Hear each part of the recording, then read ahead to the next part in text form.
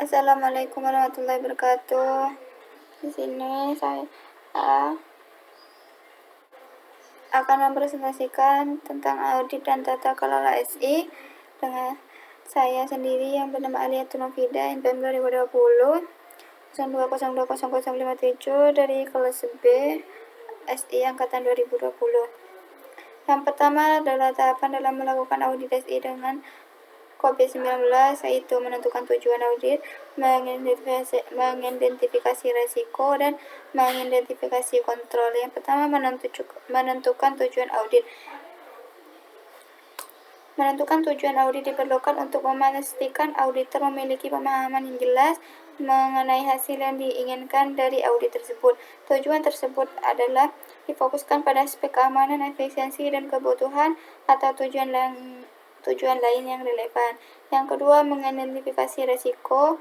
Mengidentifikasi resiko yaitu melibatkan pengenalan potensi, ancaman, serta kerentanan yang mungkin ada dalam sistem dan struktur SI yang dapat menimbulkan gangguan atau kerugian bagi organisasi. Yang ketiga, mengidentifikasi kontrol merupakan tindakan atau kebijakan yang diterapkan guna melindungi sistem dan struktur dari risiko ancaman. Yang kedua, strategi pengembangan bisnis, yaitu ada penyusunan rencana audit, menentukan lingkup SI, mengidentifikasi sumber daya untuk audit SI. Menyusun rencana. Pada tahap perencanaan, auditor merancang rencana audit sistem informasi mencangkup langkah-langkah yang akan dilakukan selama proses audit. Rencana ini mencangkup tujuan, cakupan audit, sumber daya yang diperlukan, dan jadwal pelaksanaan. Yang kedua, menentukan lingkup SI, yaitu meliputi sistem, instruktur, dan proses SI yang akan diperiksa selama audit. Auditor harus memastikan bahwa cakupan audit mencakup aspek-aspek yang relevan. Yang ketiga, mengidentifikasi sumber daya, yaitu termasuk tenaga kerja, peralatan, perangkat lunak, dan dukungan lainnya. Yang ketiga, pelaksanaan audit, yaitu mengumpulkan data dan bukti, melakukan pengujian kontrol, mendokumentasi temuan audit. Pada fase eksekusi audit, auditor menghimpun data dan bukti yang relevan untuk mendukung pemeriksaan pendapatan auditor. Yang kedua, pengujian dilakukan untuk menilai kinerja kontrol yang terdapat dalam sistem dan instruktur. Yang ketiga, yaitu mendokumentasi hasilnya, yang selama proses harus didokumentasi dengan jelas dan akurat.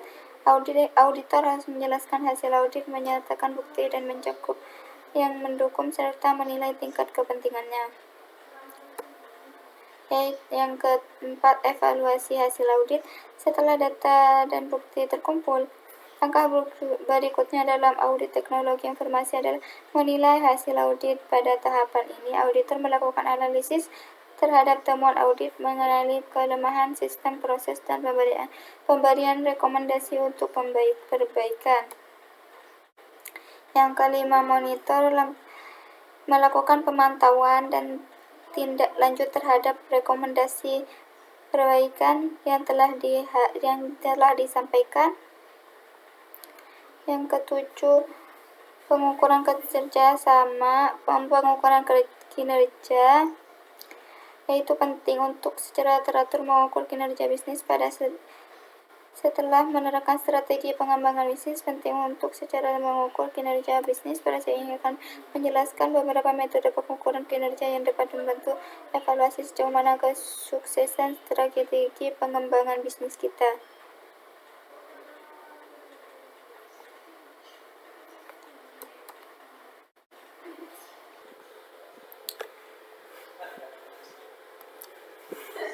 Yang selanjutnya yaitu desain aktor dalam COVID-19. Desain aktor adalah organisasi yang merancang dan mengelola sistem informasi untuk mencapai tujuan bisnis dan kepatuhan diantaranya melibatkan arsitektur, teknologi, keamanan informasi, dan manajemen risiko. Yang kedua, kegunaan desain faktor tentunya untuk memastikan bahwa sistem informasi organisasi didesain dengan cermat sesuai dengan kebutuhan bisnis, aman, dan mampu mendukung pencapaian tujuan strategis. Hal ini bertujuan untuk mendukung optimasi nilai dan manfaat teknologi informasi dalam kontrol keamanan dan efisiensi kinerja. Yang kedua, desain aktu penggambaran. Benar hal tersebut diilustrasikan melalui model atau kerangka kerja yang mencakup elemen-elemen seperti arsitektur teknologi, keamanan informasi, manajemen risiko, dan kepatuhan regulasi. Diagram atau peta konseptual sering dimanfaatkan untuk memvisualisasikan bagaimana aspek-aspek ini saling terhubung dan mendukung tujuan bisnis secara menyeluruh. Selanjutnya, proses desain akte COVID-19. Identifikasi kebutuhan bisnis, yaitu mengerti tujuan bisnis dan keperluan organisasi, pengembangan arsitektur teknologi, rancangan struktur teknologi yang mendukung proses bisnis dan sasaran, implementasi keamanan teknologi, yaitu perhatikan tindakan keamanan yang sesuai dengan risiko dan peraturan. Selanjutnya, proses desain akte dalam COVID-19, yaitu manajemen risiko, pemilihan dan implementasi kontrol COVID, pemantauan dan evaluasi, jenis-jenis desain faktor COVID, yaitu arsitektur teknologi, keamanan informasi, manajemen risiko, kepatuhan regulasi, manajemen kualitas layanan, manajemen kinerja, manajemen keberlanjutan, dan manajemen proses.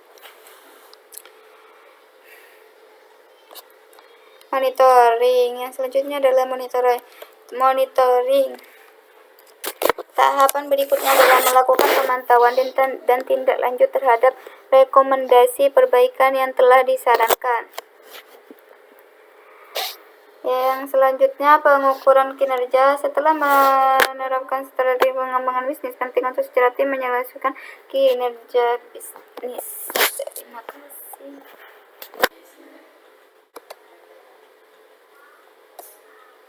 Evaluasi hasil audit. Setelah data dan bukti terhimpun, langkah berikutnya adalah audit. TI adalah mengevaluasi hasil audit. Tahap ini auditor akan menganalisis temuan audit, mengidentifikasi kelemahan dan sistem dan proses, serta memberikan sasaran untuk perbaikan. Monitoring. Langkah berikutnya adalah melakukan pemantauan dan tindak lanjut terhadap rekomendasi perbaikan yang telah disampaikan. Yaitu yang selanjutnya pengukuran kerja. Selanjutnya selesai. Selanjutnya itu desain talking dalam COVID. Desain talking dalam COVID merupakan serangkaian panduan dan alat bantu yang digunakan untuk mengatur dan meningkatkan manajemen TI di suatu organisasi. Yaitu yang kedua, untuk apa desain talking? Ialah untuk mendukung organisasi dalam memaksimalkan investasi mereka dalam bidang teknologi informasi. Yang selanjutnya menggunakan desain toolkit COVID 2019, yaitu ada pemahaman konsep, identifikasi proses, dan pilih toolkit yang sesuai. Dan implementasi report, evaluasi penyesuaian. Yang selanjutnya pelaksanaan audit, yaitu mengumpulkan data dan melakukan pengujian kontrol SI, mendokumentasi temuan audit. Evaluasi hasil. Setelah melakukan rangkaian tersebut, kita harus mengevaluasi hasil untuk mencari kelemahan dan kelebihan tersebut. Monitoring. Langkah selanjutnya adalah melakukan pemantauan dan tindak lanjut perbaikan yang diajukan sebelumnya. pengukuran kerja setelah pengumuman bisnis penting untuk secara rutin mengevaluasi kinerja bisnis. Yang selanjutnya, maturity level dan capability. Maturity level adalah indikator tingkat kesiapan keseluruhan organisasi dan prosesnya. Stability adalah mengevaluasi kapabilitas spesifik dari proses dalam suatu organisasi. Perbedaan maturity level dan capability level mengukur tingkat kesiapan proses secara keseluruhan, sejauh mana suatu organisasi mencapai kesiapan dalam mengolah proses. Stability level menilai kapabilitasan khusus suatu proses, fokus pada kemampuan proses individu dalam mencapai tujuan. Proses perhitungan. Maturity level yaitu menilai kapabilitasan khusus suatu proses, fokus dalam kemampuan proses individu dalam mencapai tujuan. Stability ada tujuan tingkat level kemampuan dari 0 hingga 5 tingkat incomplete. Desain aktor menggambarkan ialah dapat digambarkan melalui model atau rangka kerja yang mencangkup elemen-elemen seperti arsitektur teknologi, keamanan informasi, manajemen risiko, dan kepatuhan regulasi. Proses desain faktor dalam COVID 2019 yaitu manajemen risiko, pemilihan dan implementasi kontrol COVID, pemantauan dan evaluasi.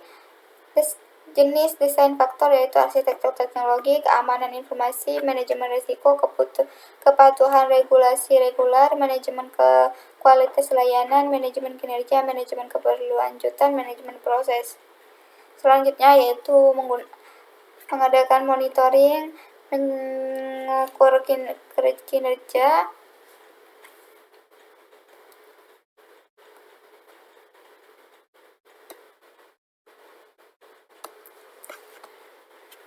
selanjutnya yaitu ngeresum, yaitu jujurnya evaluasi tata kelola teknologi informasi SI dan di Dinas Pertanian. Gianyar menggunakan COVID 2019 yaitu Alter dan tahun Yoman Rai, Widata Kesuma, Irma Hermadi, Yani Nurhandrayani, yaitu pada tahun 2023.